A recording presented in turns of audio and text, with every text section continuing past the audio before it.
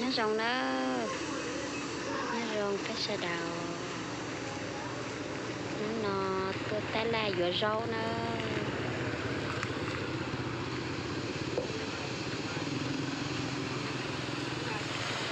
Tay lúc tay là nó mà cho này nghĩ sư chỉ cho mà này chống hành đi nữa.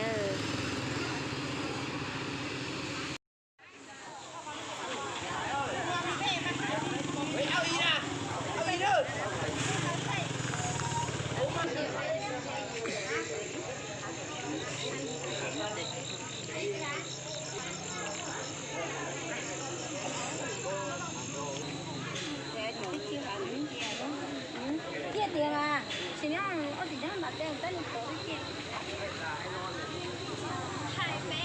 Để tiền về. Anh chị. Cô sửa dấu vô này chỉ cái bông mới dấu tại này ồ. Lấy vô tẻ.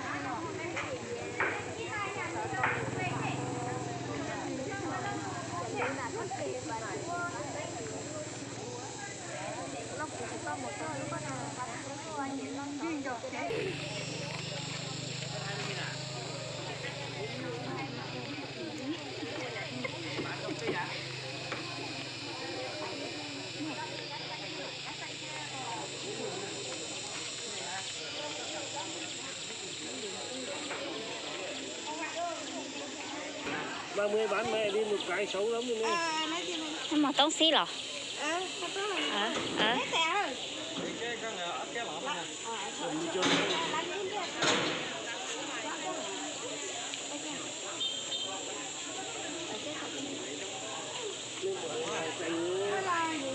Cái lô tê là nó dùng đi nó xin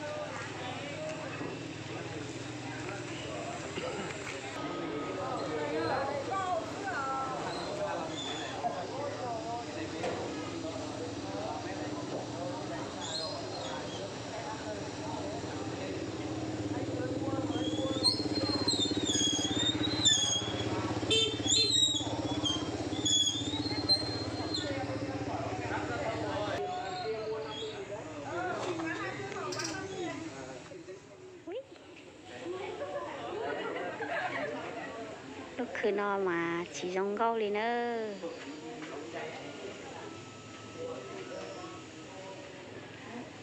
Hả?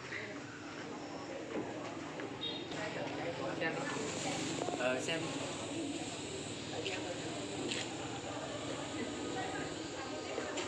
Em áo hộp cái gì à? Áo hộp hả? Cái áo hộp gì à? Hả? Chỉ mới nhà lúc hồ là.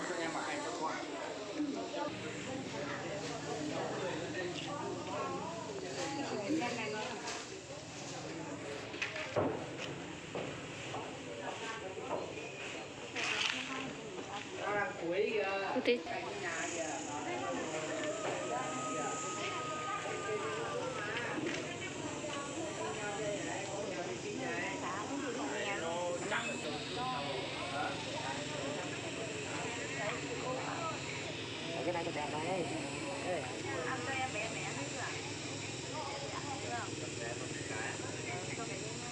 Đấy, em mặc thử đi. 120 tính cho 1, tính cho 100. Bao nhiêu lấy? Để cho một cá về mà 90.000. Là hết trả đâu. Nó đã có giống mà hả? Đơn đi giống vậy. Để cho 90.000. Đấy cho đi lấy.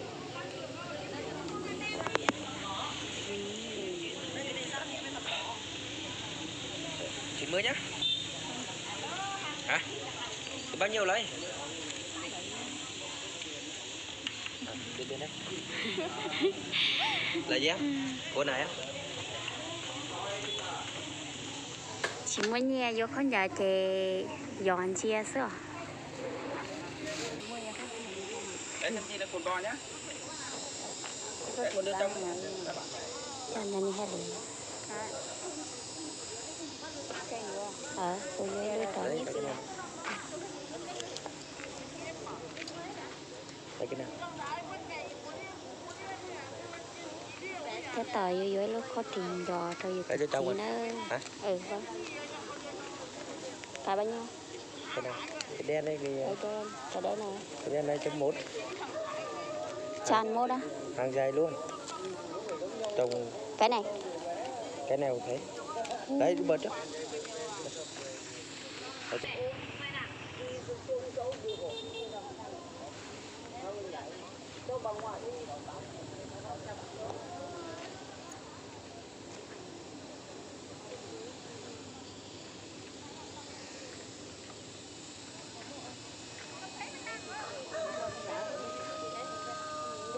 hả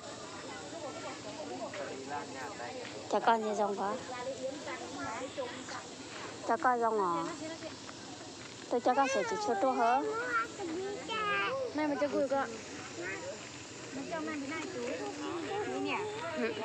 đẹp mà gì rong mà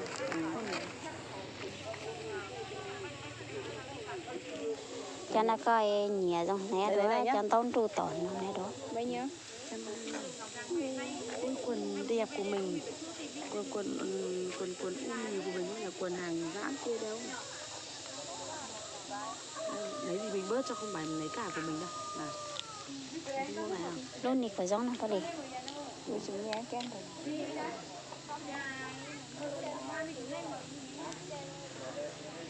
thế tao vô con nhà nữa đấy còn cái này này mình như này áo à mình nhớ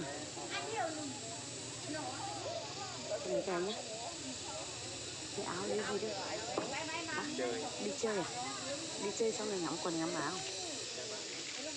đấy lấy cái nhá mình bớt chưa bớt bao nhiêu thì bán này à đúng em làm sao đi chả chị chả đùa chị như này cả cái quần này chị thì vào chả thế xem mong mua chị ai lại giả vậy bao giờ ấy cả bao nhiêu anh chị 120 thì lấy 101 thì chả 75.000 không phải đây này em lấy cái dáng này thì nó rẻ thật chất này thì nó rẻ đây không chị bảo cái chất thôi đây em lấy sang cái chất này thì nó rẻ này em sớm em là gian dẻo còn cái này là hàng umi của chị hàng đẹp đi trả chị 70-80.000 đi không chị nhập vào ai nó mặc cả hàng cái quần hàng bao nhiêu tiền em thật đúng không ai bớt của chị vừa phải như áo mùa đông mà bớt chị nhiều thế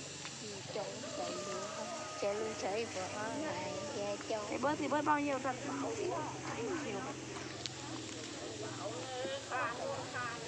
bớt chị ít thôi chứ không mất được nhiều vậy đâu mùa đông em mua 70 chỉ cái giá kia thôi quần này cả bao nhiêu chị quần này cái 120 luôn còn có hàng rẻ em ạ loại này loại đấy cũng bằng nhau đây hàng này thì rẻ hơn này đây hàng này thì 60 này. Đấy. Còn đây cái này là hàng đất của chị rồi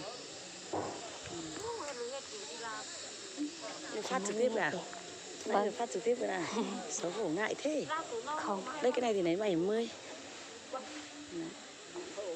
nào thế tao vô con giáo ta chỉ mà cho con giáo nó kỹ thọ à em như vô chị bán bớt cho đấy thì bán luôn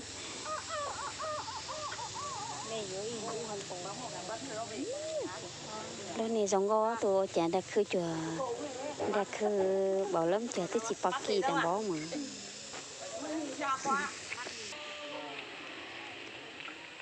em nói chị xin nhé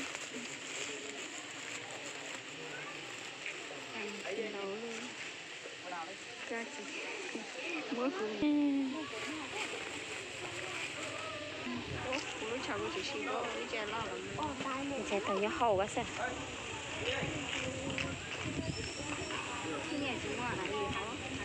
mua chị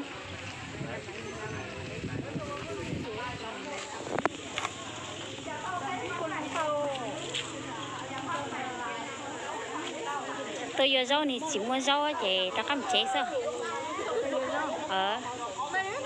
rau mà là vừa cho nên bánh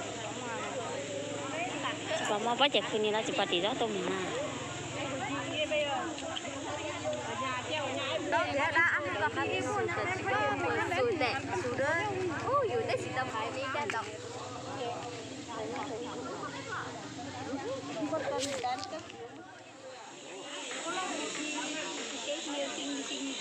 sinh đi đi có những cái cũng sinh đi này trồng vô sinh đi cái này sinh đi gì dạ đấy em có mình chỉ mà nó cháo sinh không có lắm không bắt cửa mình chỉ có là nó kẹt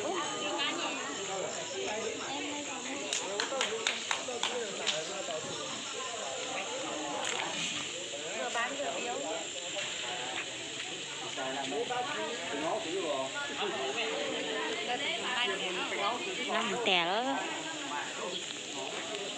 chỉ mua nhẹ nhau khứa chỉ một chế lô